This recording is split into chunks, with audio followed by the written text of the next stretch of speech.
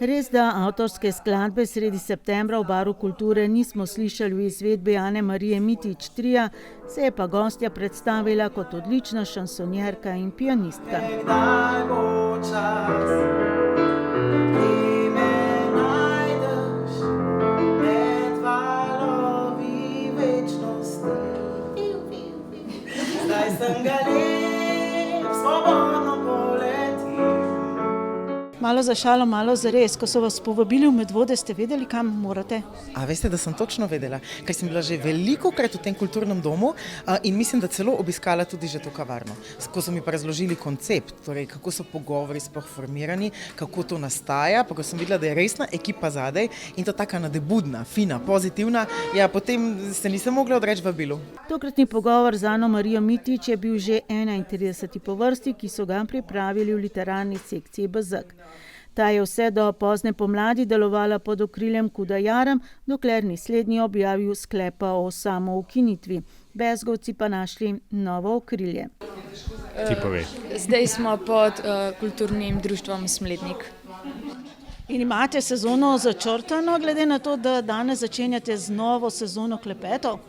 Ja, se kar riše se ta črta, ja. Tako da imamo kar klepete do meseca decembra. Imamo kar že pripravljene, pa naprej.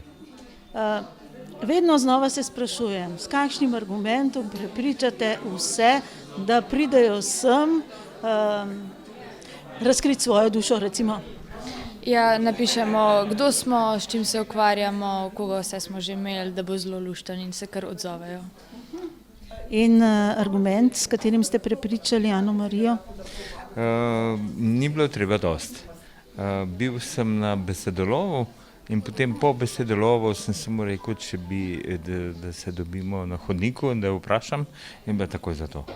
Tako da mislim, da si takšni ljudje, ki imajo po navadi nastope veliko publiko in ne vem kaj, včasih zaželijo tudi kakšen bolj take intimnih pogovorov z manj ljudmi. Vse to jih je že kar nekaj rekli, da je koliko je krasno, ker ni treba zdaj imeti tam 1000 ljudi, ampak da se lahko pogovarjam s publiko. To jih najbolj privabi. Slišali smo, vi se vedno pripravite na tak pogovor. Mogoče kaj je bilo iz današnjega življenjepisa ali pa razmišljanja Ane Marije, tisto, kar je mogoče tebe najbolj pritegnilo, najbolj presenetilo?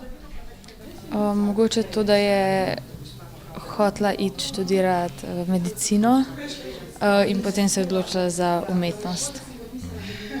Dejstvo je, da se bezgovci na vsak pogovor dobro pripravijo in večer se oblikujejo tudi skupaj z gostom. Katero je tisto vprašanje, ki bi si ga vi sami sebi zastavili, pa mogoče do sedaj še ni bilo zastavljeno?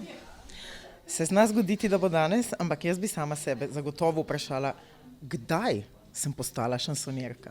In odgovor bi bil po mojem zelo zanimiv. No, bom kar vprašala, kdaj in zakaj in na kakšen način. Pri 6 letih, ko sem kot deklica skoraj da po tleh se metala, zato ker sem tako zelo želela igrati klavir. In kmalu zatem, ko sem vsaj malo usvojila te črno-bele tipke, sem že začela zraven tudi prepevati. In potem v zgodnji mladosti, v kasnejši mladosti, zdaj ko sem pa gospa postala, zdaj pa sem neizpodbitno šansonjerka. Prvi pravi nastop še kot otrok je imela na eni od poletnih glasbenih šol pod velikim kristalnim lestencem v kristalni dvorani v Rogaški in to na steklenem klavirju, kar je ostalo v večnem spominu. On je moj lakasti ljubček. Edini, ki nič ni rekel, pa sem močno pritiskala na njega. Po srednji glasbeni šoli smer klavir in teorija se je Ana Marija Mitić vpisala na medicino, ker ima naravoslovje nekaj malega v genih, njen oče je priznani fizik in ker je polna empatije do sočloveka. Kot rečeno, pa študija ni zaključila, kajti sledila je novemu klicu v umetnost. Bil je velik, modrook in močan, atletsko plečat, lep, zagorel tem. A ko je odprl svoja usta, sem spregledala, ta tip je kreten. To je delček songa iz komedije, sama pravi tragikomedije Vsi moji moški pod okriljem Kuda Franceta Prešerna. Že kot srednješolka se je srečala z gledališkim odrom, potem še s televizijskimi kamerami. Še večjo pozornost je pritegnila kot odlična imitatorka in pevka v glasbeni oddaji. Znani obraz ima svoj glas. Skratka, danes jo poznamo kot igralko, humoristko, voditeljico in moderatorko, pianistko in zadnje čase predvsem kot šansonjerko. V našem belem hodniku prezračujemo okna non-stop. V našem lepem hodniku se pozdravljamo, dama, gospod. V našem belem hodniku sploh ne vejo, da eden ne spi. So slišali joka noči. Ne vedo, da včeraj si odnesel vse svoje stvari. To je del njene prve prave avtorske pesmi, s katero se je predstavila tudi na ponovno obojenem festivalu šansonov pred 2 letoma. Vemo, da kar nekaj je napisanega spodaj pod vašim imenom v Wikipediji nasploh, ampak kaj od tega ste torej najbolj predani, najbolj s srcem šansonjerka? Ne.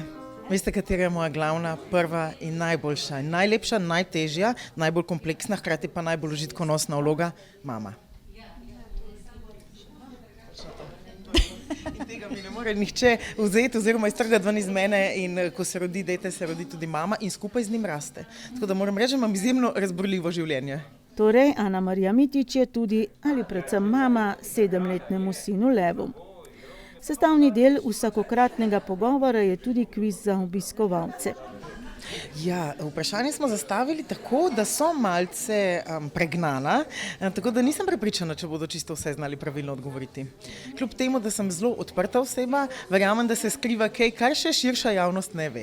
Pa še eno presenečenje smo pripravili, in sicer tukaj za nama je ena lepa klaviatura, ki so jo prijazno odstopili tudi mojim prstom, tako da bodo vsi tisti, ki se bodo drznili danes pridružiti temu zagotovo zanimivemu klepetu, deležni tudi lepe glasbe. Na kvizu udeleženci tokratnega pogovora nismo ravno blesteli, smo pa o Anamariji Mitić izvedeli tudi kaj novega.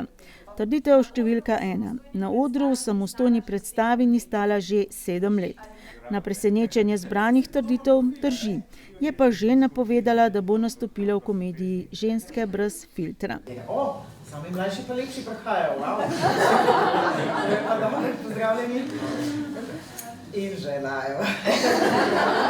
Trditev številka 2. Anamarija zna igrati flavto. Ponovno presenečenje za zbrane. Ne zna igrati flavte, čeprav je k sodelovanju za prvenec povabila tudi pihalce in trobilce. Je pa flavta dejansko sinov trenutno najljubši inštrument. Hoče biti DJ. Ko je pa on DJ na to, ampak od DJ je sam flavtica, pa pride iz druga klavirčka, ampak ga ima pa vesila veseli, da ima glasbo. Trditev številka 3. Ne manjka na viških gasilskih veselicah. Pri tej trditvi je dala delno prav vsem tistim, ki so menili, da trditev drži. Ima pa odlične spomine na viško gimnazijo. Trditev številka 4. Anamarija vrhunsko bočno parkira. Kljub prepričanju večine, da ta trditev ne drži, drži, saj je to vrlina, ki jo mora obvladati glede na to, da živi v centru Ljubljane. Kar se tiče šofiranja, sem pa kar rock'n'roll. In še zadnja trditev. Po zadnji zaključeni izobrazbi je diplomirana poslovna pravnica. Spet presenečenje za večino zbranih, saj trditev drži. Drži zato, ker ji je bilo žal, da kljub svoji vedoželjnosti ni zaključila nobene fakultete in ker ima že vrsto let svoje podjetje. Tudi zato ji je bil študij na fakulteti za menedžment in pravo v Ljubljani najbolj razumna odločitev.